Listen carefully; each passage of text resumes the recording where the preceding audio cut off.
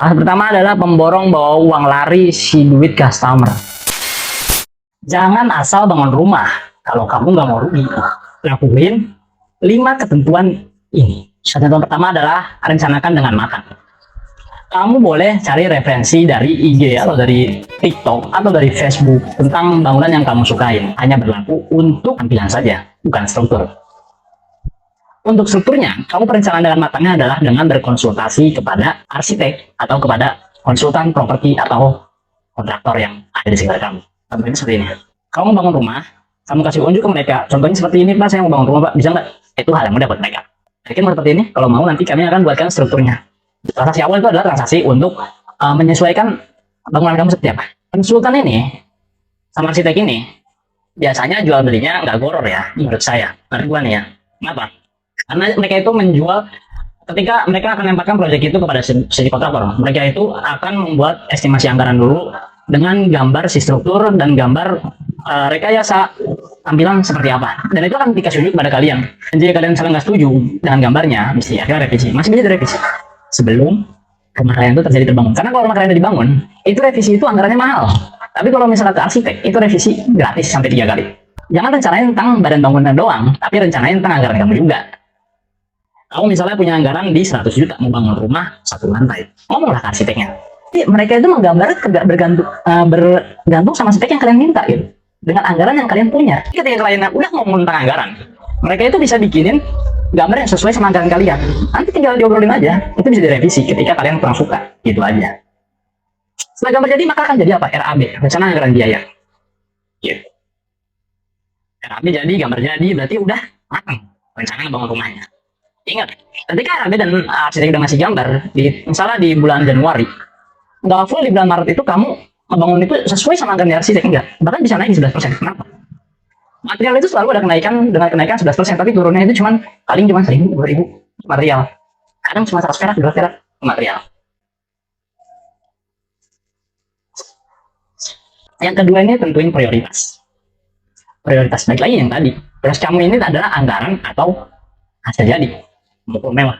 Kalau hasil jadi udah jelas arsitek ngasih satu gambar aja kamu udah cukup biasanya. Nggak perlu banyak revisi. Tapi kalau misalnya tentang anggaran, itu yang biasanya banyak revisi. Karena nanti arsitek menggambarin sesuai anggaran kamu belum sesuai sama gambarnya, tapi masih pengen di anggaran yang sama, arsitek menggambar lagi gitu, sampai 3 kali. Itu gratis. Ketika sudah 3 kali, kalau arsitek sabar 10 kali pun dijabanin gitu. Itu sih gua ya. Okay.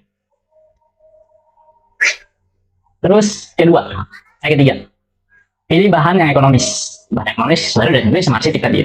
Yang ketiga ya. Jadi nggak usah pikir panjang lah, itu udah dijalan sama arsitek, kontraktor pun udah jalanin.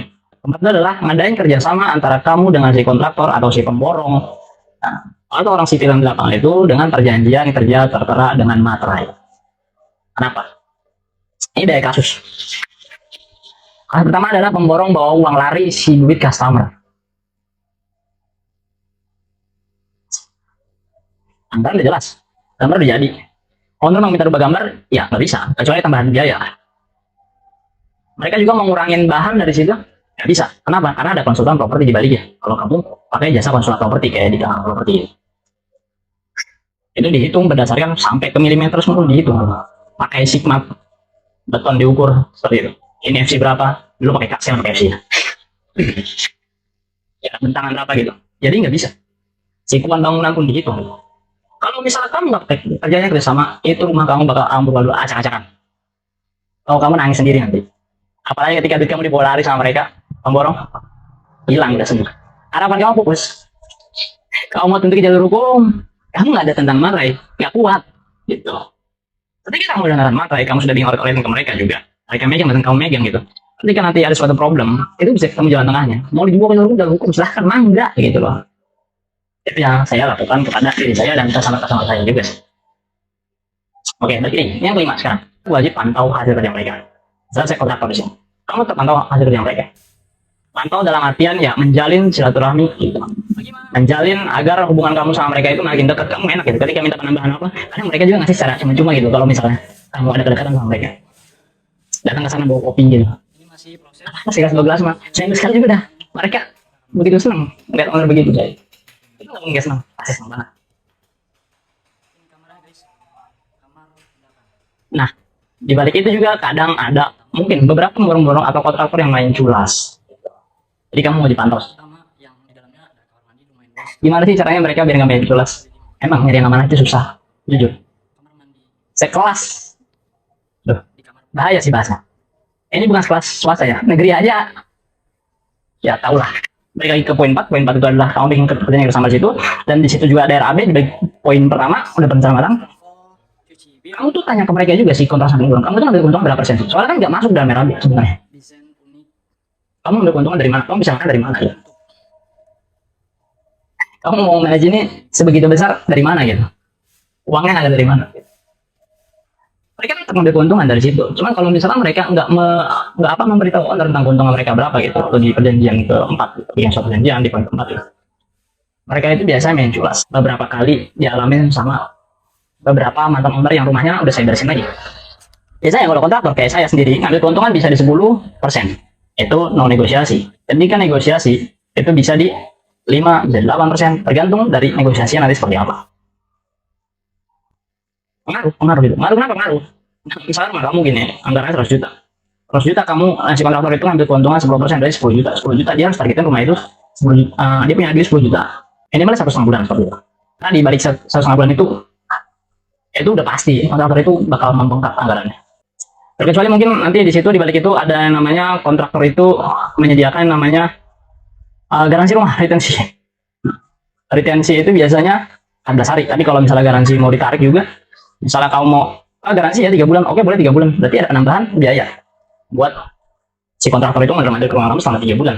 Biasanya per 2 minggu sekali mereka akan mengecek rumah kamu. Atau ketika sebelum 2 minggu nih, tapi kamu ada komplain tentang bangunan tersebut, mereka datang pasti. Ketika sudah ada anggaran. Dan anggaran itu tahan sama kamu, nggak boleh deh sama kontraktor. Anggaran yang garansinya, misalnya buat garansi adalah 10 juta. Selama 3 bulan. Itu dibayar bertahap, 3 kali, 3 periode. Termin pertama misalnya dibayar 3 juta, termin ketiga dibayar 3 juta, termin terakhir dibayar 4 juta gitu. Mereka kan nggak mungkin nggak. Itu dia. Ini tipsnya dari saya ya. Sebagai CEO dari Kang Ahmad Property. And thank you and have a nice time.